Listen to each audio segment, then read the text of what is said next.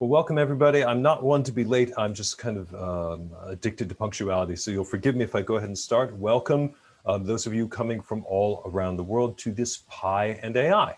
Pi and AI is a series of webinars about artificial intelligence technology, and it's put on by DeSales University in partnership with Deep Learning, DeSales University in Eastern Pennsylvania, Deep Learning in Palo Alto, California. For this Pi and AI, we will be looking at AI in manufacturing. I'm your host, Brennan Purcell. I'm a professor at DeSales and director of the Applied AI program. So without further ado, right, just a brief overview about what we're about at DeSales University in data analytics. We have a computer science track. We have computer science major with a data science track. And then for young people wanting to become data analysts, we have a series of standard traditional college majors with a data analytics track in accounting, finance, marketing, management, business administration, supply chain management, homeland security, nursing, and probably more to come as well, because with the general digitization of life and the profusion, the suffusion of data all throughout pretty much most aspects of our life, we need more people to analyze it and extract insights and value from it for organizations. These courses can be taken in our traditional day program, but also for online and continuing ed learners in full majors, but also in stackable certificates. From Deep Learning AI, that's our Palo Alto partner, they have their own series of courses largely meant for software developers, for programmers. There's a general course AI for everyone, taught by Andrew Ng, the founder, but also through a company he founded called Coursera. They offer courses for those people wanting to learn how to program the algorithms needed for natural language processing. There's a whole course on Google's TensorFlow, GANs, generative adversarial networks, and there's another whole new series on AI for medicine. And part of the partnership, I'm pleased to tell you that if you would like to sign up for these courses at Coursera, there'll be a 50% discount on the first month subscription. Right, we always start these things with some news from kind of the world of AI and what's going on. And we always watch what's happening among the biggest companies, the leaders in this marketplace. What we're seeing is that the European Union has now drafted a Digital Markets Act, and it's clearly meant at FAMAG. And by FAMAG, we refer to Facebook, Amazon, Microsoft, Apple, and Google. These are, you could say FAMAG and throw in Netflix as you like, but these are the internet giants, especially, however, Facebook and Google. These are the two companies that more than any other that I can think of have used artificial intelligence technology to extract the highest possible profits from their advertising and search businesses. It's just what they do. Google these days is styling themselves, positioning themselves as an AI company. The European Union regulators, however, their target, they say, are gatekeepers. It's essentially Facebook and Google and others. And they want to regulate, they want to control those companies that monetize personal data for advertising and via advertising, right? We all know Facebook and Google. You search for things, you post things on Facebook, they offer you some services, you offer them your data, they analyze that data and they sell insights about it to advertisers. Google says their mission is to, what do they say, organize the world's information. Facebook says their mission is to unite the world. That's absolutely true, but their biggest moneymaker are the advertising functions. The EU is claiming, it's alleging that these companies dictate prices and they collude with each other to protect each other and therefore hinder fair competition. In the draft of the document, they're claiming they're going to find it, they can find them up to 10% of global revenue, which would be astounding sums. And those firms that are fined 3 times within 5 years will be broken up. They don't say how on earth they'd have the authority to break up firms, but whatever. I think there's something going on. There's some change in the air. The EU has also drafted a Digital Services Act. And what they're trying to do is have these platforms show more responsible for what the EU has declared to be illegal behavior, putting up content that violates EU law. Anywhere from the plague of child pornography to the spreading of messages that actively disturb the peace. And they say that they're going to intend fines up to 6%. In the US, I don't expect the federal government to do anything quickly, though just this morning, Senator Klobuchar apparently is on a committee, and she is drafting legislation that is similar. But it's more in the form of antitrust. I didn't get a chance to look deeply into it, but where the European Union likes to regulate, in the US we sue. So Texas and 9 other US states have sued Google and Facebook for antitrust law violation. The allegation is that Google rigs its ad collections and colludes with Facebook. We're getting an oligopoly, major companies protecting each other's interests. The target is too big to care. Not too big to fail, but too big to care. The FAMAG tech giants, what they do, as I said before, they collect vast quantities of data. And it's not just from users. They have their own scrapers and spiders all over the web. They're third-party partners, and there are maybe hundreds of thousands of them. It's easy to deposit that software on devices and have them collect data about you all the time. They then use predictive analytics, data mining, and AI on that data to generate those insights, which sell at a good price. In the United States, we still have Section 230 of the 1996 Communications Decency Act that still relieves US providers and users of, it's called interactive computer service, of any civil liability, regardless of content. Before President Trump left office, he put out a call to change that. I think that might change. How it will go, I have no idea, but we are looking at a changing regulatory landscape.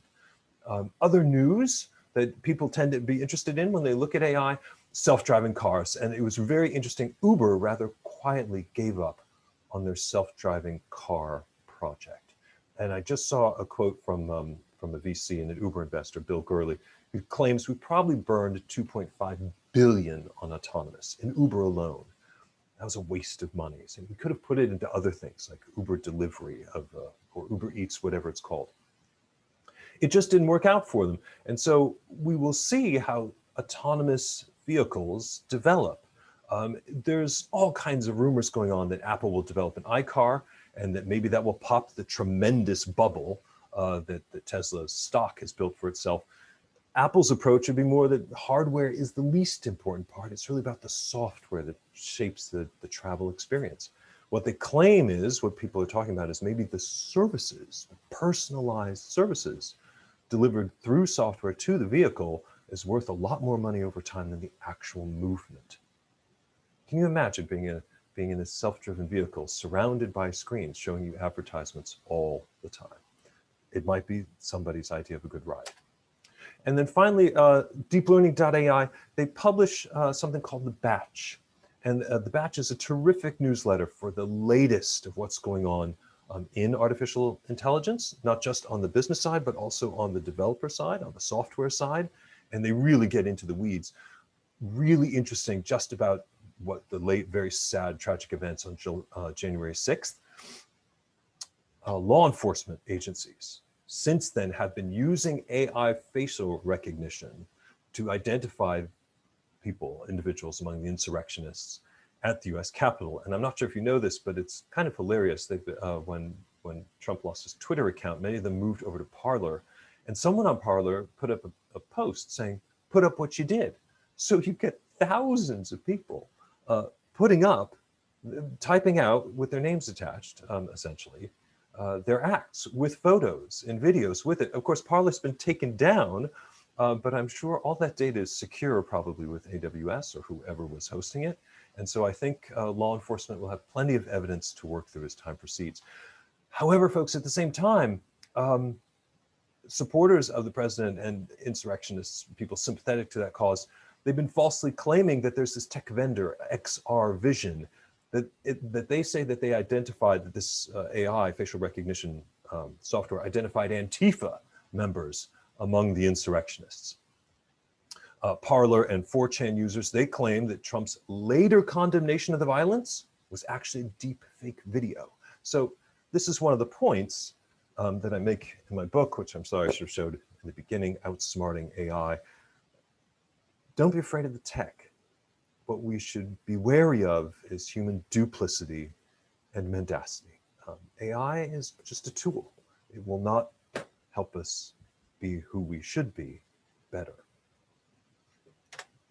Right, and now at this point, I'd like to look, this is setting up a presentation, a couple of presentations on AI manufacturing specifically. And one of the issues that has been extremely important is the possibility of massive job losses, of social dislocation from artificial intelligence. And I'd like to review a book for you, The Technology Trap, written by Carl Benedict Fry, who is a scholar at the University of Oxford.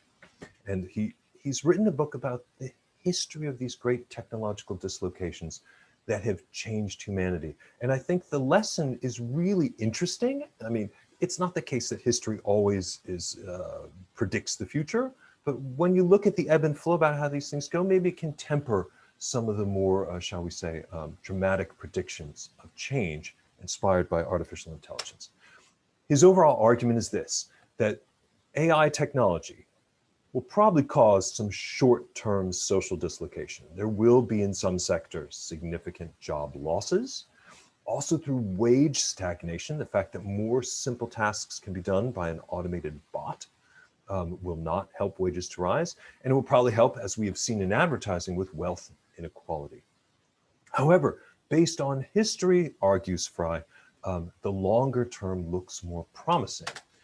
In the first section, and I'll just go through this as quickly as possible. I don't want to bore people with history, but I think it's relevant.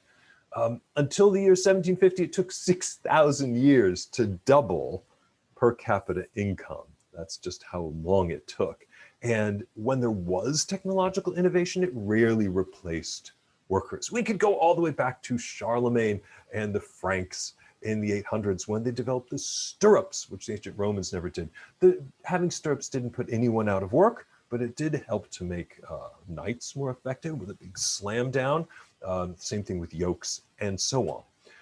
The Great Divergence is the period he refers to as 1750 to 1850. And he says the time to double per capita income was reduced to about 50 years. This is the early phase of the Industrial Revolution. And what we see here, like the advent of steam engines and spinning jennies and steam-driven looms, yes, those industrial technological innovations did usually replace workers, and there was resistance. This is when the Luddites come, where the Luddites come from, the people who went around smashing machines because they took away their jobs, allegedly. But what we see during this period of time, that wages rose as industrialism proceeded, and it created new products and new services for customers. In the later 19th century to the mid 20th century, what Fry says is in the US especially, productivity through these labor-saving technologies boosted wealth over time. Yes, when these things come out, in some cases there are job losses. It's just kind of the way it goes, but overall, rising wealth produces new services, new sectors. Tasks were automated, jobs were lost, but it's the shift in consumer spending that creates new industries and new places for people to work and excel and provide products and services. Also, especially in the later, the mid part, towards the end of this period, in the mid 20th century, welfare programs and educational systems, they also mollified, they relaxed, they smoothed out some of the upheaval from unemployment, from waves of unemployment, and they helped to train people for the new work, for new tasks. Karl Marx, the theorist who looked at this period and predicted it forever after, he said the industrial class will just be impoverished forever until they rise up. Well, what happened is that the blue collar workers joined the middle class in the Great Leveling period. The great example is the gas lamplighters of the United States, but especially New York. In this period, most of the lights that were in New York City were powered by gas. But this is the period when electric lights came through. And yes, there was a wave of job losses, as it was mostly young boys who were the lamp lighters. They light the lights in the evening and put them out in the morning. And they did lose their jobs, but the jobs created from the spread of electricity, from the wiring to the switches to the maintenance, and then where electricity was used in far more functions than gas had been, it just added much more to the wealth and prominence of New York. The next phase is the phase kind of we just had in the last 30 years. He calls it the great reversal. Yes, in our age of computers and robots, we have seen middle income factory jobs and office jobs go. We've seen digital technology. It has connected the world. It has not flattened it. And we do see exploding areas of employment in places like Silicon Valley, Austin, other areas. They tend to be clustered in a few cities. Of course, the gig economy brings with it a lot of contractors, a lot of poorly paid, like a cent per click data labelers. But no, it has not flattened things. Tech innovators, as we have seen, have been forming an oligopoly, FAMAG. And this is fully in line with Joseph Schumpeter's theory about the creative destruction of capitalism. That while it is great, a wealth creation, it's supreme, it tends towards monopoly and oligopoly. What we've seen is in these waves of populism, anti-globalist in nature, they've been strongest, it seems, in kind of has-been Rust Belt cities and in rural regions that have not participated in the wave of technical innovation. And I'll never forget reading about this like 25 years ago, people writing in the Bay Area about how the internet should never be regulated and never controlled, and the internet will free us all. And I remember them writing that it will connect everybody and there'll be no more misunderstandings and everything will be free and everything will be cheaper and everything will be great and it will free us. It is a utopian dreams, libertarian dreams of a totally free method of technology that brings peace and prosperity to everyone. They tend not to pan out. Finally, here's Fry's recommendation about the future. He says we can't afford another 3 decades like the last 3. He warns that artificial intelligence technologies, at the time of writing, this is before COVID, he's saying that they're replacing more jobs than they're creating at this point. And he says that everyone needs to work together so that these technologies do not undermine civil society or markets, above all with misinformation, with false content. And we've heard from Facebook for many years that they have AI working on it, and we've seen the result. AI can't tell if a report is true or false. It has verification methods, but it just doesn't have common sense. During COVID crisis, Facebook has said they aren't even trying to weed child pornography out of their systems, encrypted and otherwise, because they say it would be legally irresponsible to have the content moderators who now work at home to have access to that content at home. And so that horrific plague against the most vulnerable of humanity goes on unabated. Anyway, back to Fry. He recommends continuing education, retraining, upskilling. That can help to reduce unemployment. And then he has his own recommendations at a very high status level, helping people to relocate, maybe some kind of universal basic income, negative income tax, whatever you want to call it. He's saying these things might become politically viable. What will happen to our truck drivers? We have 2 million of them, roughly. They tend to be lower middle class to middle class, tend not to have much beyond a high school education. There have been predictions that over half will be out of work within a matter of years. I'm not sure if that's going to happen. Probably more likely on the big long haul routes, but not probably when a truck arrives near a city and when it needs to negotiate back roads, and especially if it's delivering things to construction sites.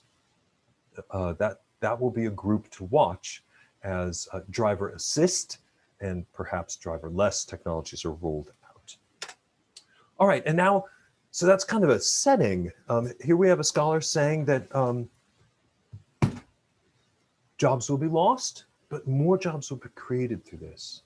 And I want to tell you just very briefly before turning to our guest, about Black & Decker. Everyone knows Black & Decker, huge manufacturer, a lot of name brand recognition, and they have had their own very recent journey into data analytics and artificial intelligence. This is Black & Decker, and they've teamed up with DeepHow, and you'll see how. They pulled in their 2019 revenue about 14 billion, market cap 26. They have been paying a cash revenue consecutively, unabated, through everything for 144 years. And they've been increasing it consecutively for the past 53. And that's really impressive. They do mostly tools and storage, as we know, but there's some industrial and security. And these are some of the brands that I'm sure you've seen before. It's their portfolio.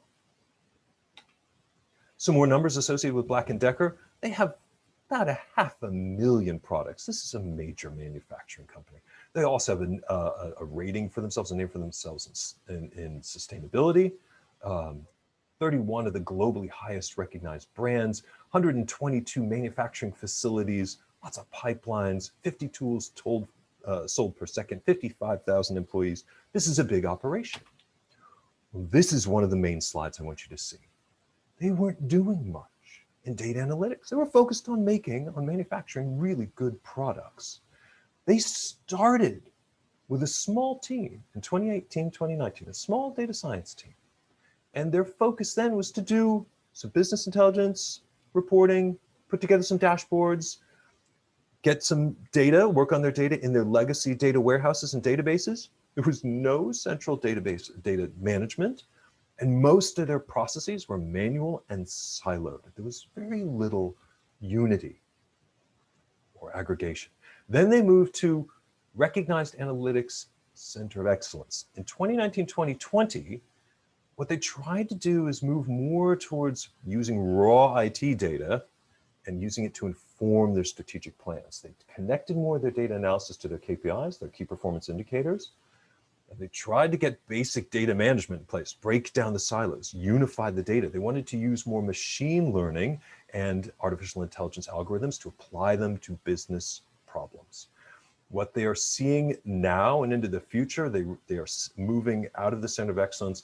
They want to spread it throughout all parts of the organization. And what they're hoping to do, what they aspire to do, is really have an artificial intelligence driven enterprise.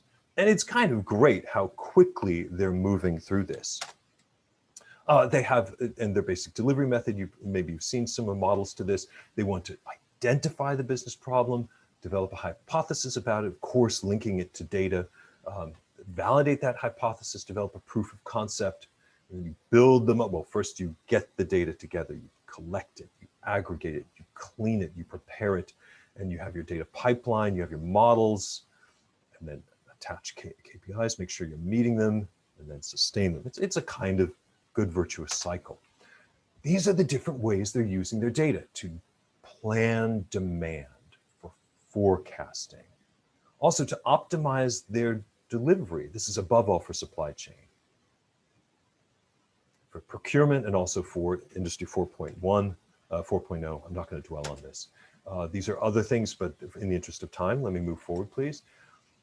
Demand forecasting. This is so important for what they do. If they have 500,000 products, think of all the parts they have to manage and the delivery of those parts. They need to use the data they have to anticipate demand and then the needs of their supply chains, short-term, medium-term, long-term. And they really want to move away from judgmental, seat of the pants, and they want to move more towards time series. One of the things we learned recently is that captains of ships, you should, and this doesn't pertain specifically to Black & Decker, but to say a symptom of supply chain firms. Captains of ships that go, like say from LA to China, they don't really have optimized routes. They kind of wing it. They get weather reports and they kind of decide where they want to go. There's very little data-driven analysis about what's the best way to go, given what the weather services are telling us what's going on, and in order to save fuel. And there are companies working on that now. Sorry, back to Black & Decker. They then saw among their 55,000 employees, they had skill needs and they need to set up assessments for getting people to learn some of these skills and learning pathways with partners. Moving on. This, I think, is probably the coolest thing they developed. So your heavy manufacturing firm, of course, you have vital equipment and it's going to break down. What they did is they captured kind of repair know-how, cataloged it in a series of videos, put it on a series, put it in the cloud, made it available on site, built an AI workflow indexing model. So, okay, so the machine breaks down and you're right there. You're the manager on site. You put in keywords, put in the model of the machine, the location, everything else, put in as much information as you can. The system then pitches you knowledge on demand. There's an AI character called Stephanie. And she then says, all right, in this situation, what you need to do is this. And it shows you the instructional videos from the professionals about how to fix it.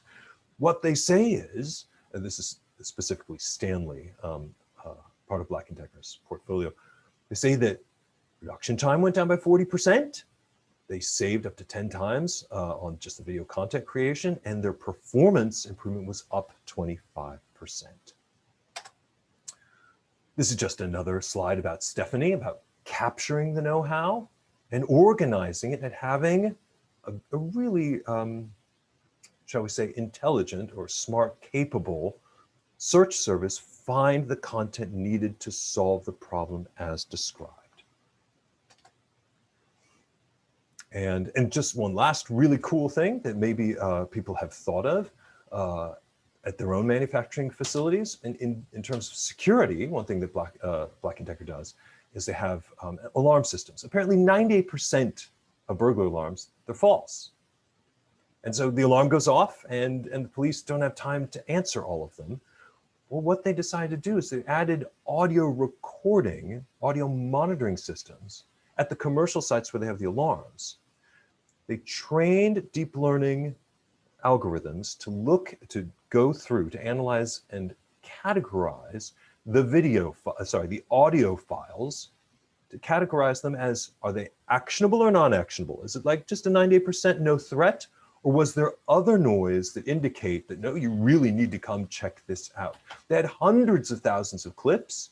And what it did was add a new element to the alarm system. This is not only an alarm, but if you hear the sound of a truck crashing at the same time, maybe you should send some people to this one and not just think it's part of the 98%. Anyway, I need to move this, and I just want to end up on this note before I present our guest. That there's kind of a series of steps, and they're really simple. We have a number of guests with manufacturing firms today. The first and most important step seems to be that you need to survey and map and inventory your data. You got to know what data you have, literally all of it. Then there's the people. You got to assemble your team. It is just as important to have domain experts as it is to have data analysts, data wranglers, as they're called these days, and data scientists. It needs to be a team. That team needs to link the data assets to the business problems and needs, and then get buy-in from management and from other participants. The silos, human and technological, need to break down so that the data can be unified in an analytics platform. With projects, we've seen the greatest success where people start small and they can get an early win and they stick to what machine learning and AI can actually do. Humble, modest, direct, with a good return. Then there's the proof of concept. That's when you build your model as an MVP and kind of lean development style. An MVP, a minimally viable product, just to get it out, just to see if it works. Train it and test it. And then as you move to production, develop it, test it, tune it again, deploy it and govern it. These things need to be managed. They can never be just released as if you have an automated colleague. They don't know what they're doing. They need to be managed. So that's just kind of a summation. And now I'm really pleased to move to RPA, Robotic Processing Automation, which is an extraordinary set of technologies, and it uses AI image recognition, natural language processing, other capabilities so that people with no technical background whatsoever can build their own automatic task completing process. RPA has been exploding since 2018. Companies like Automation Anywhere, UiPath, Microsoft is in on it, SAP, IBM, and others. Gartner, the great forecaster, predicts that 9 out of 10 large companies will adopt RPA in some form by 2022. RPA is terrific. For full disclosure, DeSales University, we have a partnership with Automation Anywhere. Our students moving through the data analytics program will be trained on their software so that they can have signature work in producing their own RPA solution. And at this time, I'd like to turn it over. I'd like to introduce Dane Holt, who is a senior sales engineer and solutions architect at Automation Anywhere. And Dane, I'd like you to take over and show us about the success of RPA, above all in manufacturing firms. Will do, and thank you for that introduction. Let me see. Let me stop sharing. Yeah, if you'll stop, I'll. Then you can take over. Share my screen. While I'm doing that, as he said, I'm Dane Holt, a senior sales engineer and architect here at Automation Anywhere. I've been with the company for over 5 years. Prior to that, I have over 30 years experience in telecom. I have a EE, a math, and a computer science degree. So spent a lot of time in school, it seems like. But with RPA, when I first started robotic processing automation, we were teaching people how to spell it. What was it? I had been working for the company for about a month, and my wife asked me what it was. You know, what do you do? Build bots. And, you know, I was telling her I build bots. And she said, you mean those hardware things? So people, you know, idea of what a robotic process is, it wasn't really formed at that time. Although RPA had been around for a while, it just hadn't formed. So let's step through this here, and we'll talk a little bit about what RPA is and the digital workforce. I can fall back on our Stanley Black & Decker, who is also someone that works with us. And so I'll point out where they made leaps in using what I'm going to show you today. One of the big questions that's come about over the past 20 years has been, why isn't automation, you know, why we still have so much manual intervention? When you go to different companies or manufacturers, when I worked in telecom, although I was an engineer, the manufacturing floor was right next to me. And, you know, we had tons of people out building switches, circuit boards, right? Very little automated, and the machines they talked to didn't talk to mine. So we threw people at that gap, right?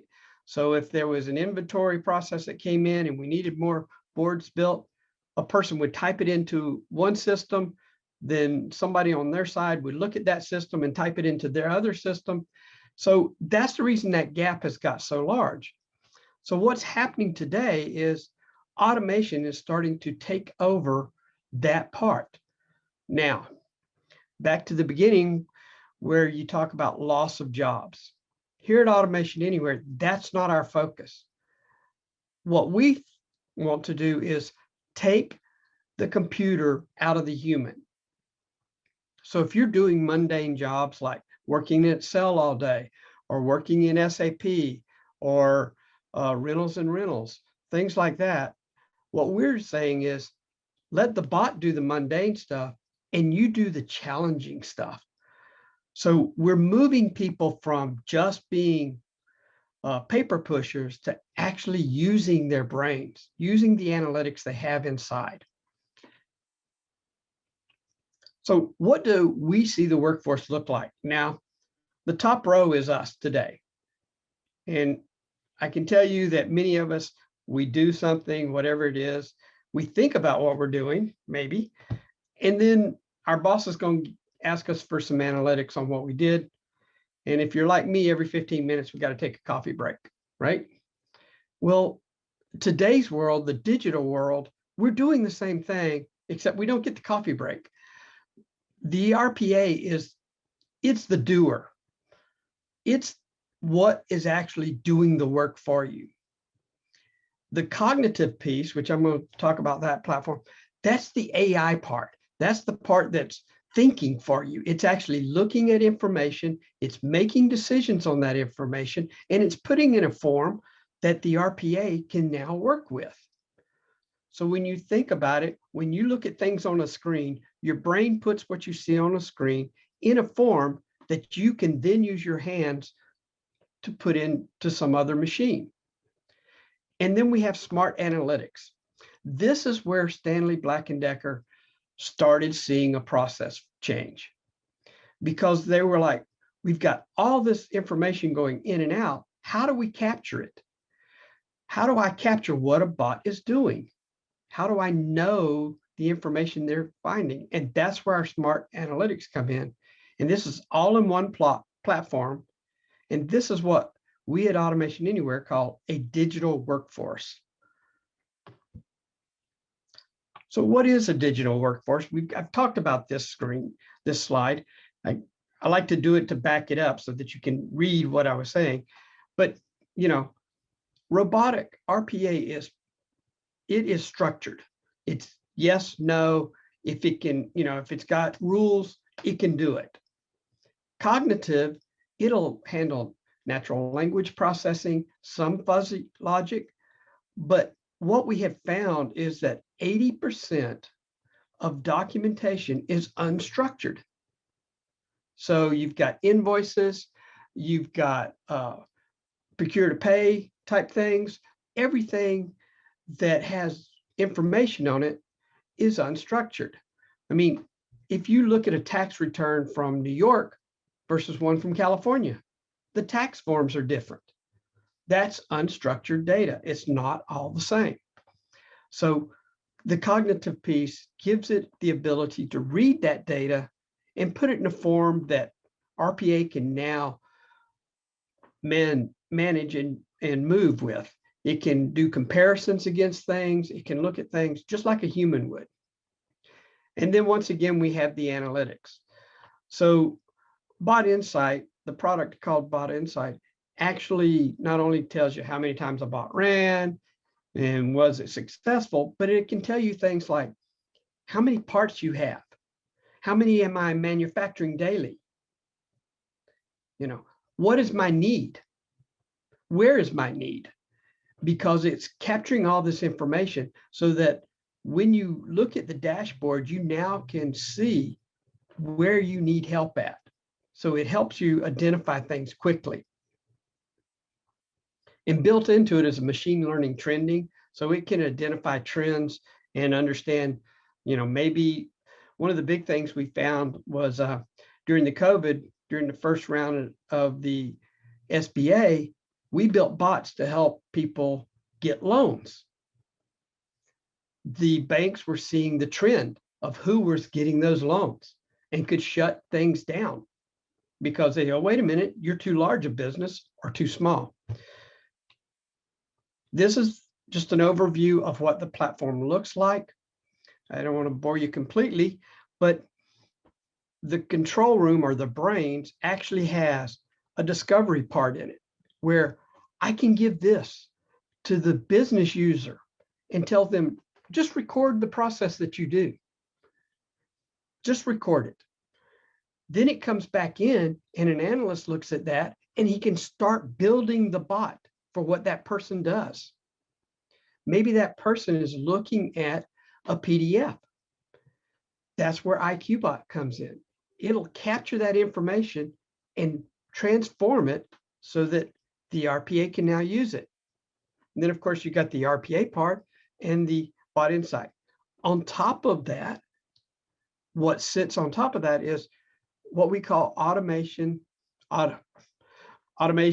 anywhere robotic interface, which is ARI. It's for front offices. So imagine your contact center at Stanley Black & Decker, their contact center for customer service or something like that. They're taking information and putting it in, and then a bot is running off and grabbing that information and bringing it back to that person. So they don't have to look it up. It's helping the end user give a better customer experience. Using all the tools you see below, that bot is now helping the customer, whether it's via AI or machine learning or natural language processing. And then the bot store is just where we have multiple functions in there. So what can automation do? Well, it can do any application. It can do what a human can do. The only thing it doesn't do is fuzzy logic. Now, when you get into the AI part, it does do some fuzzy logic. And the new way we work today is we allow you, let's say you have Microsoft AI in your building, and you want to use that with a bot.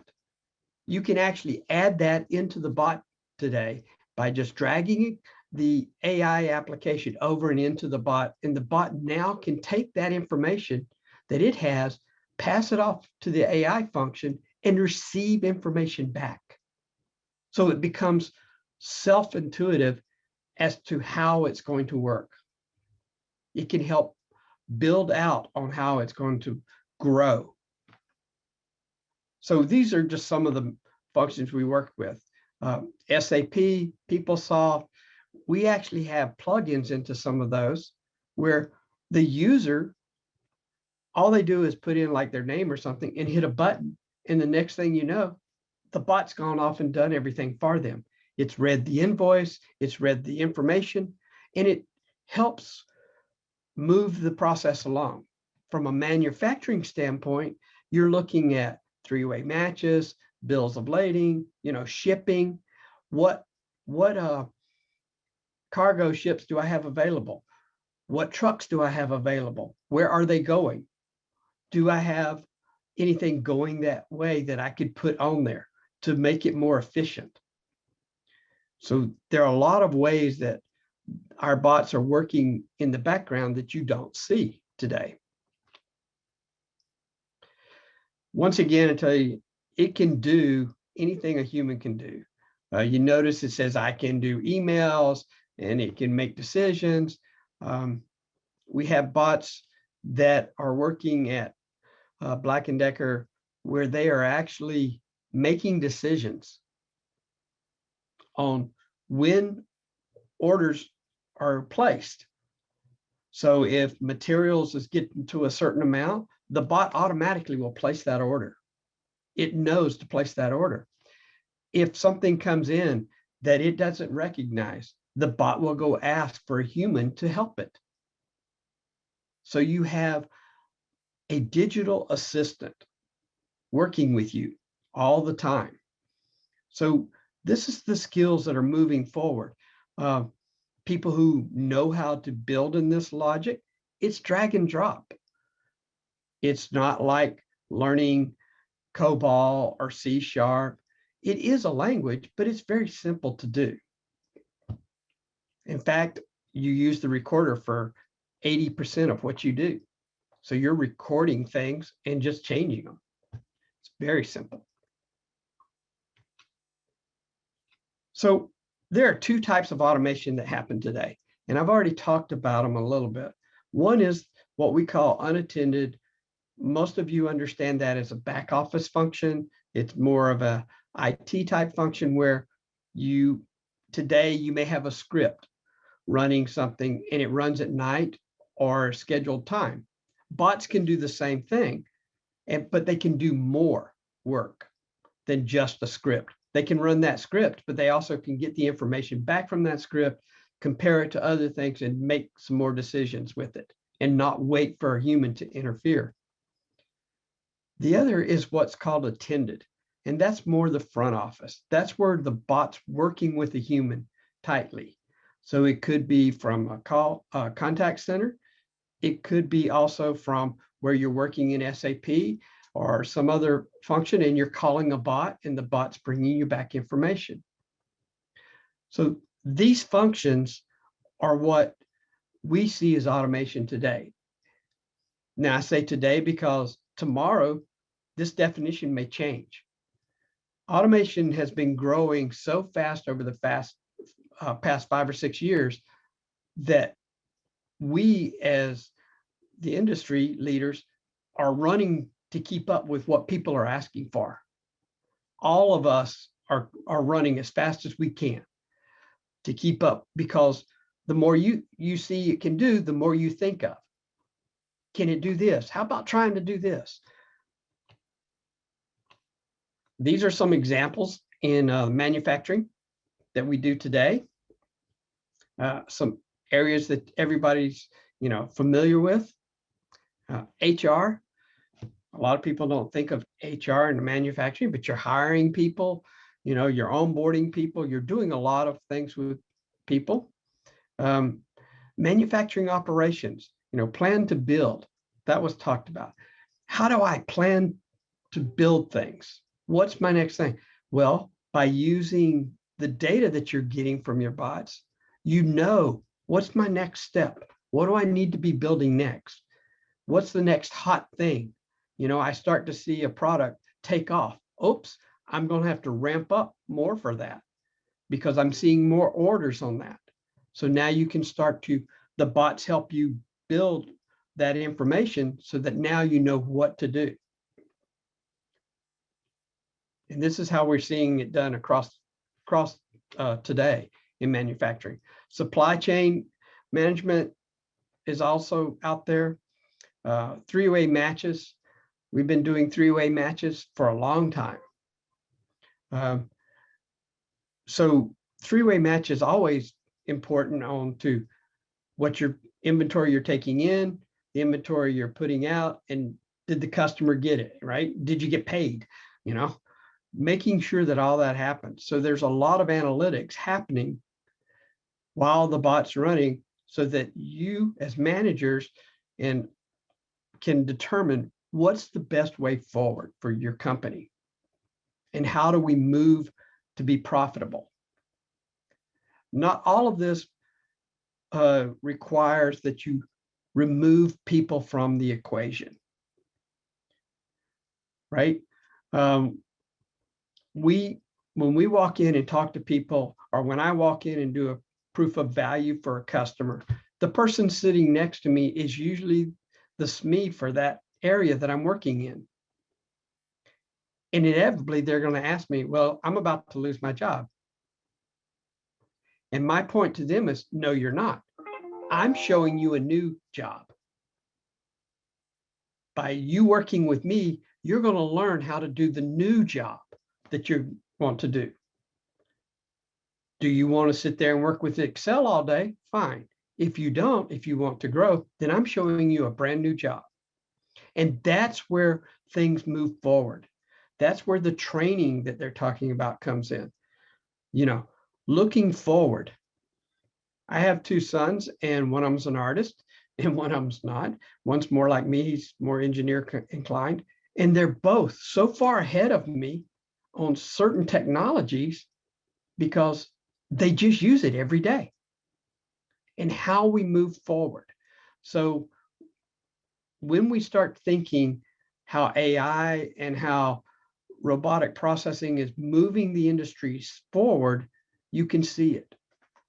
A typical example, not in manufacturing explicitly, but AT&T. If you've ever used the IVR at AT&T, that's all bot driven. That's all AI driven.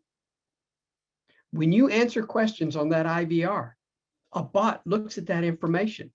It then looks up who is available in your area and what's the shortest time frame.